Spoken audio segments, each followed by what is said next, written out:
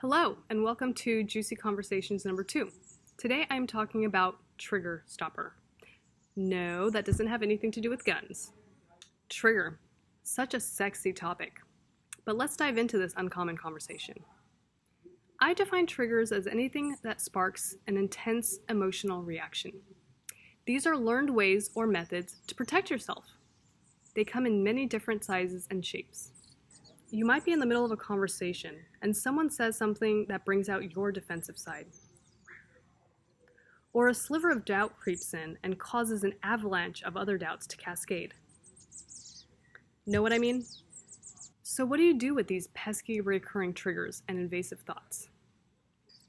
Because triggers are automatic and rapid, we forget that they are habits that can be broken.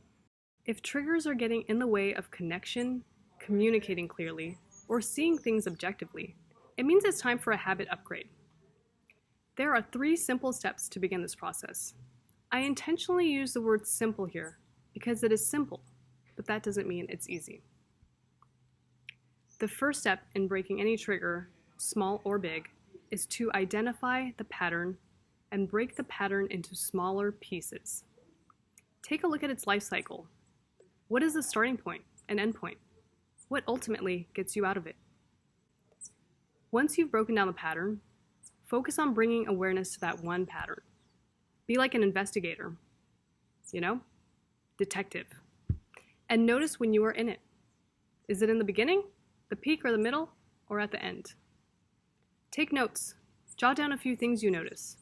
This will help kick your trigger. Once you have those few steps down, you can start interrupting the pattern. This means that when you notice you are in it, don't do what you normally do. Stop, drop, and roll. I don't mean literally roll, but find something that stops the fire. This could look like calling a friend, journaling, or taking a quick break to dance. However you interrupt it is up to you, and you will need to experiment with this part to see what works for you. So step 1 is identify.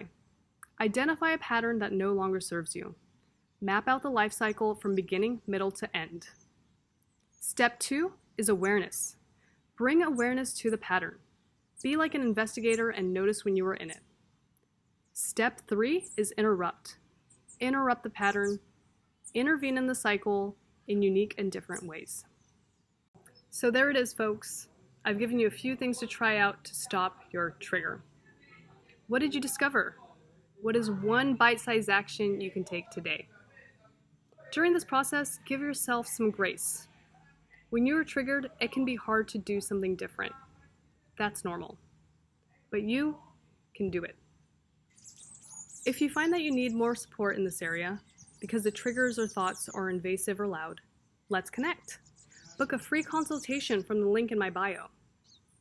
I hope you found this video helpful. If you like it, give it a thumbs up or subscribe so you can get more videos like this. I hope you have a splendid day. Ciao!